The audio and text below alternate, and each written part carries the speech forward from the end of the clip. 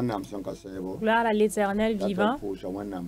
Nous voulons rendre grâce à Dieu pour son amour et sa miséricorde. Que le nom de l'Éternel soit béni. Que son nom soit élevé. Amen.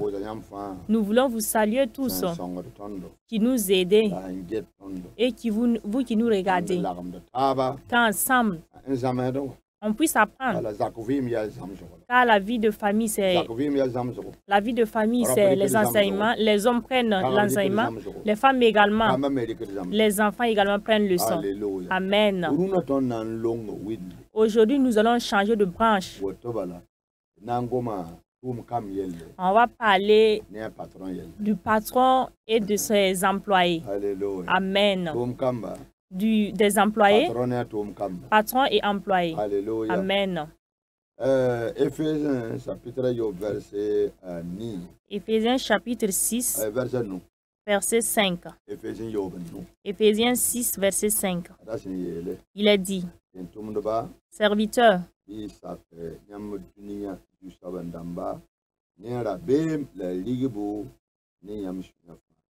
obéissez à vos maîtres selon la chair avec crainte et tremblement dans la simplicité de votre cœur comme à Christ. Alléluia. Amen. Le verset 9, il est dit,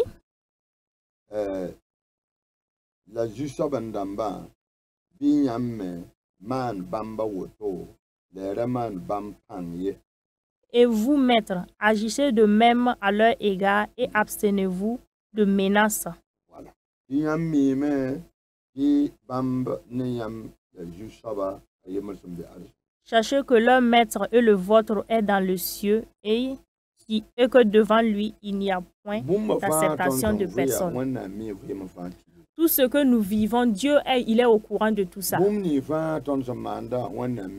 ce que nous faisons, Dieu est au courant de cela. Et la parole de Dieu veut nous enseigner comment doit vivre le patron et son employé. Nous savons bien que le patron et son employé, c'est deux personnes qui se veulent. Le patron veut l'aide concernant son enfant. Le aide-ménager également veut l'aide de son patron. Le patron veut que ses actes soient bons. Et celui qui travaille également veut obtenir de l'argent.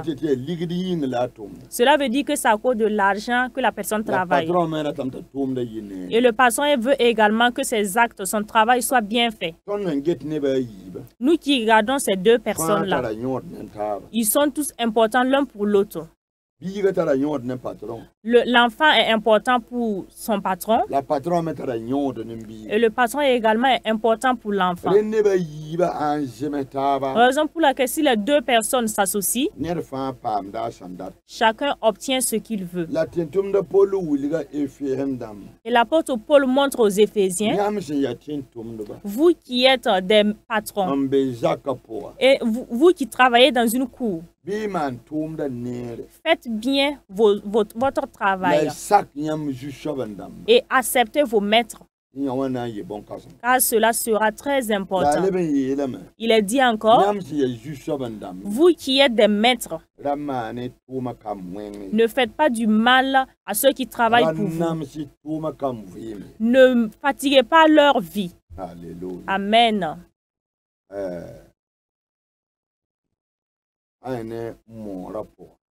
Selon la tradition Moara, la nature même fait payer. Si tu fais du bien à une personne, Dieu prend ce bien, il te le récompense. Puis il fait cela pour tes enfants. Il fait cela pour tes petits-enfants. Si tu fais du mal à une personne, Dieu prend le mal. Il fait ça pour toi. Il va le faire pour tes enfants, pour tes petits-enfants également. Si c'est avec nous étant humains, c'est le plus important, l'homme noir. Il sait bien que s'il fait le mal, il se fait à lui-même. Une personne a dit, moi je n'ai pas encore pu faire du bien à une personne. Je n'ai pas pu faire du mal à une personne. Car si je fais du mal, c'est à moi-même que je le fais. Si je fais du bien, c'est à moi-même que je fais. Patron, Dieu vous a déjà élevé. Dieu vous a déjà béni. Dieu vous a déjà fait du bien. Et cela suffit à ce que vous cherchez quelqu'un qui va travailler pour vous.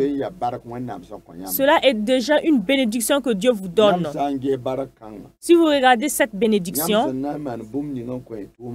ce que vous allez faire pour votre aide ménager, c'est comme quelque chose de 5%. C'est peu. C'est peu. Mais de la manière dont Dieu vous a déjà béni, Dieu veut que vous faites du bien à celui qui travaille pour vous. Regardez les animaux que les gens utilisent pour travailler. Regardez les animaux. Et le bœuf qui va cultiver le champ. L'âne qui va cultiver le champ.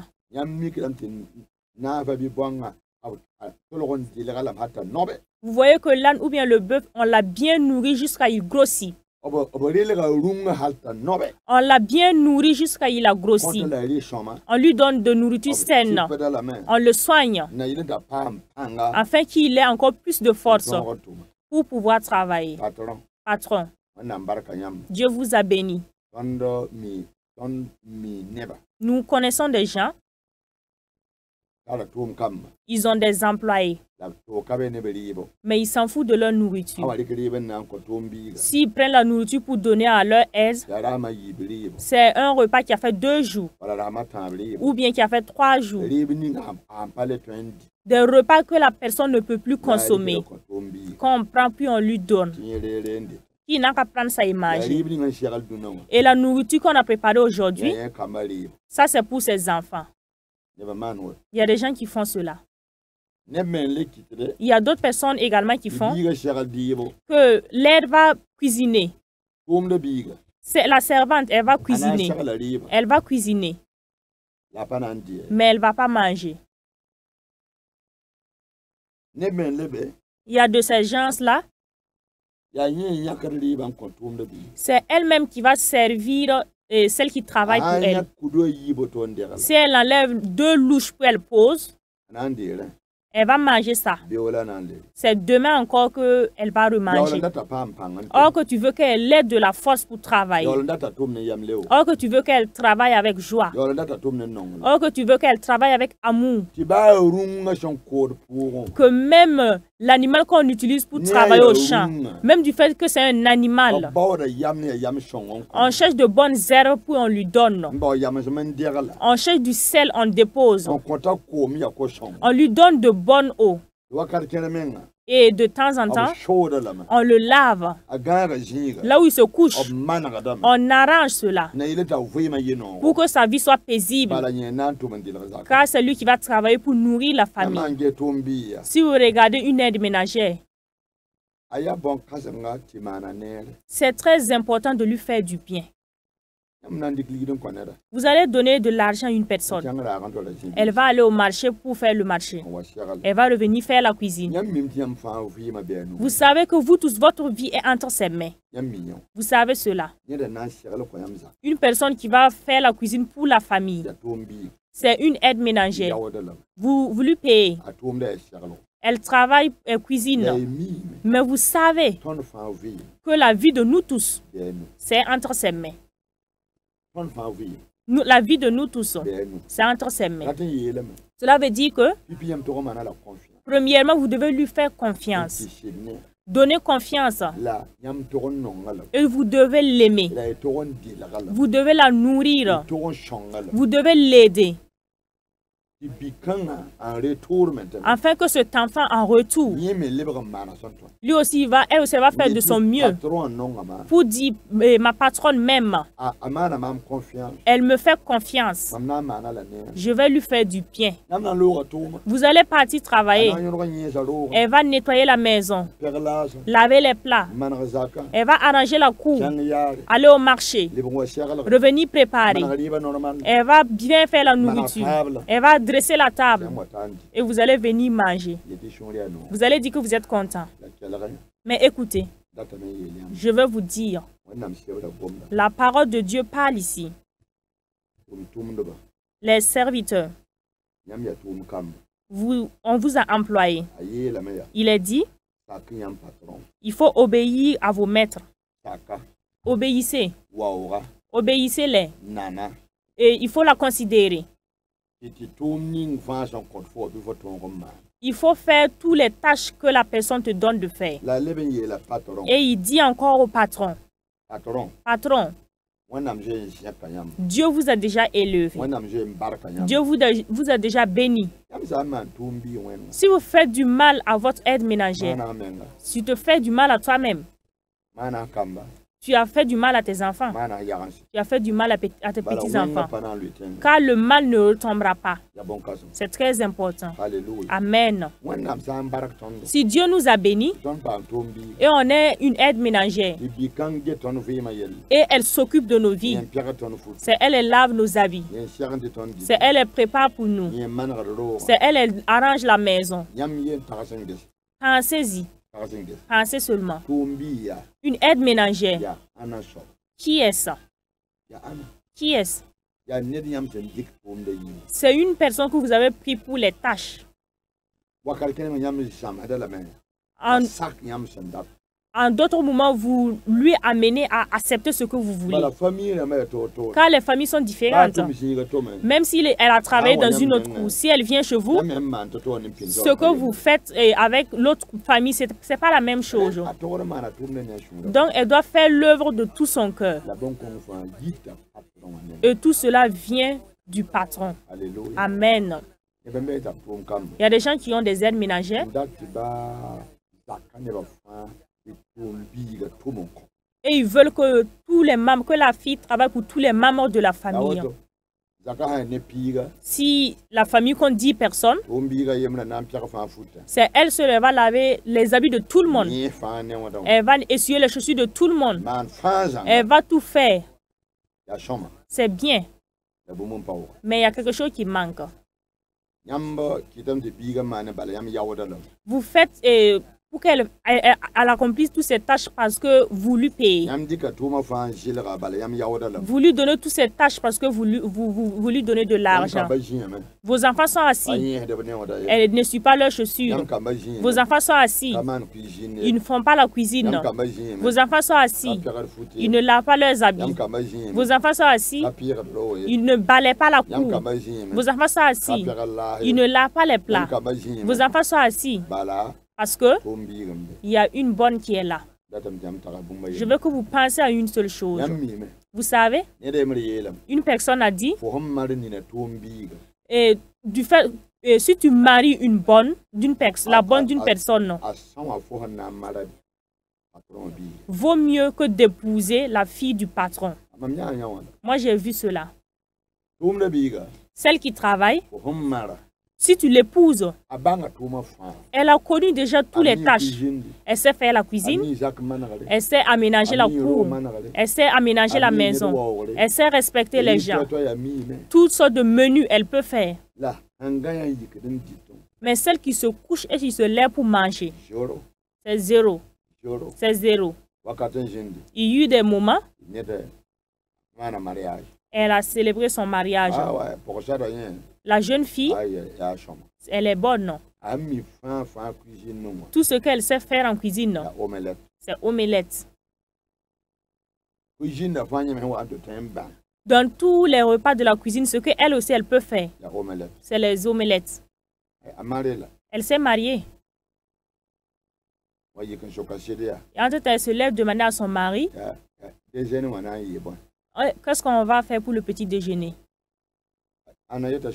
Ah, qui lui a dit de demander? C'est elle, elle a demandé. Et son mari lui a répondu, je veux de la bouillie. Elle dit, ah bon? C'est quel genre de bouillie vous voulez? Toi, tu n'as jamais fait de bouillie. Et tu demandes c'est quel genre de bouillie il veut. Le liquide ou bien celui qui est solide? Et son mari répondit, je veux de la bouillie qui a des boules. C'est ça que je veux. Mais comme elle a étudié, elle a fait l'université, elle connaît bien les maths. Maintenant, elle va utiliser ses maths pour faire de la bouillie. Vous voyez? Elle a pris sa marmite, elle a mis de l'eau au feu. L'eau a commencé à bouillir. Mais comment faire maintenant, ça va devenir de la bouillie. Maintenant, les maths vont survenir pour l'aider. Elle a pris la farine, elle a mis sur l'assiette. Elle a étalé ça sur l'assiette. Elle s'est mise en tête maintenant. Elle a enlevé l'eau. Elle a juste mis un peu sur l'assiette. Elle met juste un peu sur l'assiette.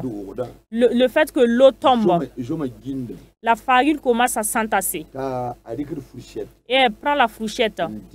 Elle soulève la farine, elle met au feu.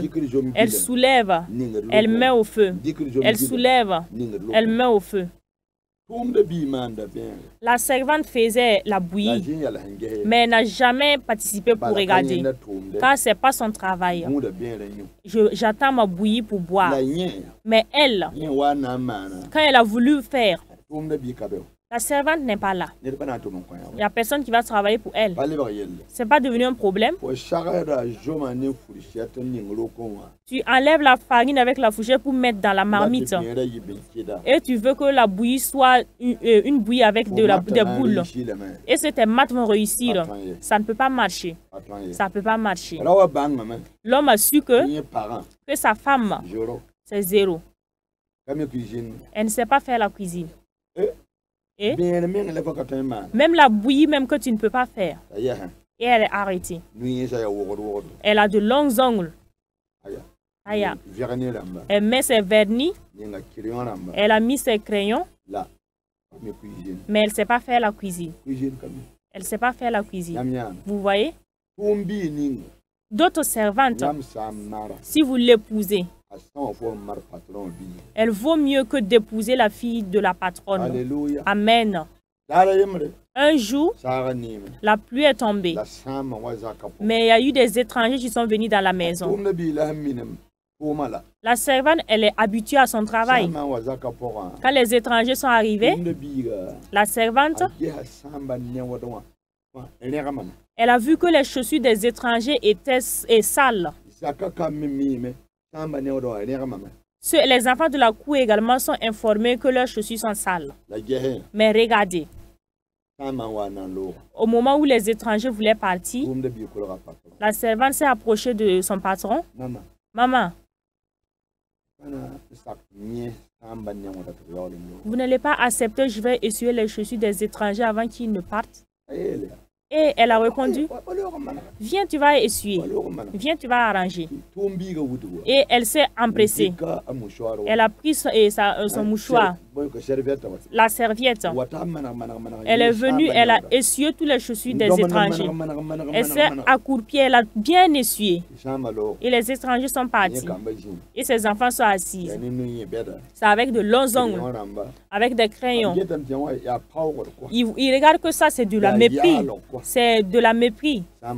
Et les étrangers sont partis. Or que l'acte que la servante a posé, ça a touché le cœur d'entre eux. Et ils sont allés, ils ont échangé ensemble. Or que je veux marier la fille. Celle-là, elle a l'humilité. Celle-là, elle sait respecter les gens. Celle-là, je veux qu'elle soit mon épouse. Ils ont dit, si c'est comme ça, cherche un jour, on va se rendre. Et ils se sont rendus. Ils sont allés, ils ont parlé à sa patronne. Ils ont dit, elle est là, elle travaille. Elle n'a pas de mari. On l'a donné à nous. C'est le travail qu'elle fait seulement. Vous voyez? Et le monsieur l'a épousée. Et les enfants de la patronne sont toujours assis avec leurs ongles, avec leurs grands diplômes. Mais ils ne peuvent rien faire. Je veux dire ici que je parle ainsi pour que, qu'au moment des vacances, que les enfants travaillent, afin que la servante puisse se reposer. Il faut les efforcer à travailler. Il faut les efforcer à faire la cuisine. J'ai vu d'autres cours. Chaque week-end, c'est les enfants de la maison qui travaillent. Ceux de la maison qui travaillent. Une femme, son enfant a 9 ans. Mais elle sait déjà faire la cuisine. C'est pas, elle ne la frappe pas. C'est pas de la fatigue. C'est juste avec plaisir. Avec le plaisir. Et elle enseigne à l'enfant comment couper les oignons, comment couper la tomate, comment couper les poivrons, toutes sortes de condiments. Et elle fait. L'enfant peut cuisiner. À 9 ans, l'enfant peut faire la cuisine. C'est ça qui est l'éducation. C'est ça qui est plus important. Frères et sœurs, la servante et sa patronne, c'est 2 personnes qui doivent s'aimer, se faire confiance et travailler ensemble. Car tout un chacun d'entre eux veut de l'autre. La servante, elle veut sa patronne. La patronne également veut sa servante. Que Dieu nous aide. Car cela est très important. Amen. L'importance de la servante. L'importance de la servante. Si vous avez une servante que vous-même vous avez formée, cela est très important. Car c'est devenu comme une membre de la famille. Elle est devenue membre de la famille. L'importance de la servante. Je dis que premièrement, elle est devenue membre de la famille. Et c'est elle également qui détient vos vies. Quelqu'un qui va préparer. Et vous sortez, vous venez manger. Vous savez ce qu'elle a mis dans la nourriture? Cela veut dire qu'elle s'occupe de vous. Et cette personne-là, vous devez bien vous occuper de lui. Je dis, si on peut entretenir un âne pour qu'il cultive, entretenir un bœuf pour qu'il cultive, la servante, que tu dois faire du bien. Que Dieu nous aide. Il y a des gens, ils fatiguent trop leur servante. Ils les frappent. On ne les nourrit pas. Les conflits, c'est chaque jour. On les insulte chaque jour. On les méprise chaque jour.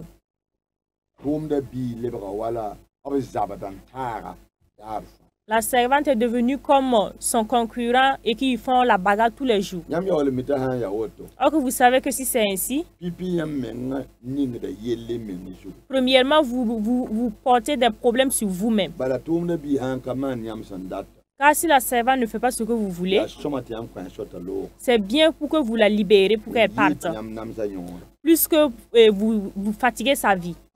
C'est très important. Car Dieu regarde. Dieu regarde. Un jour, ils ont pris un enfant puis ils ont remis à une dame. La maman de l'enfant était décédée. Et quelqu'un voulait une aide ménagère. On a pris l'enfant étant orpheline, allez remettre à la dame pour qu'elle s'occupe de l'enfant. La femme fatigue l'enfant. La femme fatigue l'enfant. Elle ne nourrit pas bien l'enfant. Les travaux dépassent l'enfant. Un jour, la femme elle-même a témoigné de ça. Elle a ramassé les habits. Elle a entassé. Puis elle a dit à l'enfant de venir laver. Et l'enfant s'est accroupi. La femme, elle a cherché un bois puis elle tenait. Puis elle est assise sur sa chaise. Et l'enfant lavait les habits. L'enfant lavait. L'enfant lavait. Entre-temps, l'enfant pleurait. Et en lavant les habits. Vous voyez ce qui s'est passé? Elle qui était assise en train de regarder l'enfant. Et elle l'insultait. Elle a vu quelque chose qui est descendu du ciel. Elle a vu que c'est la maman de l'enfant qui est sortie du ciel et elle descendait. Sa maman, elle est descendue. Elle a embrassé son enfant. Et elle a mis ses mains dans les mains de l'enfant. Et elle s'est associée à l'enfant pour laver. Elle s'est associée à l'enfant et lavait les habits. Et elle a pris peur, elle était assise. La maman de l'enfant est décédée, mais elle a quitté de là où elle se trouvait. Et elle connaissait la douleur des pleurs de son enfant. Elle connaissait la douleur de son enfant. Et elle est descendue pour venir aider son enfant à laver les habits. Frères et sœurs, si Dieu vous a fait grâce et puis il vous a élevé, n'accepte pas fatiguer la vie d'un être humain. N'accepte pas faire du mal à une autre personne. Jusqu'au point où sa mère va redevenir aider son enfant à laver les habits. Je vous ai dit, les animaux, on les élève afin qu'ils cultivent, mais on leur donne la nourriture à satiété. Tu ne lui donnes pas la nourriture et tu lui donnes de grandes tâches à accomplir. Nous allons nous arrêter là. Que chacun pense dans sa vie. Si tu fais du bien, c'est à toi-même. Si tu fais du mal, c'est à toi-même. Ce que je sais, tout un chacun recevra sa récompense. Les enfants recevront la récompense des mamans. Les mamans également recevront les récompenses des enfants. Que Dieu nous aide. Pensez à vos servantes. Toi aussi, tu es parent. Pensez à vos servantes. Vous aussi, vous êtes. Nous allons nous arrêter là. Que chacun reçoit et qu'il pense. Frères et sœurs, nous allons vous donner autre temps. Mais avant cela, vous nous aidez avec les Orange Money, avec Move Money. Raison pour laquelle je vous ai dit que l'Orange Money, c'est 07 05 83 01. Move Money 03 23 32 32. Alléluia. Amen. Il se peut que vous allez vouloir me joindre. Alléluia. Amen. C'est simple. Mon numéro simple. 76 64 87 26. Amen. Frères et sœurs, c'est le pasteur Dieudonné Sawadro qui échangeait avec vous. Que Dieu nous donne d'autres temps au nom de Jésus-Christ. Amen.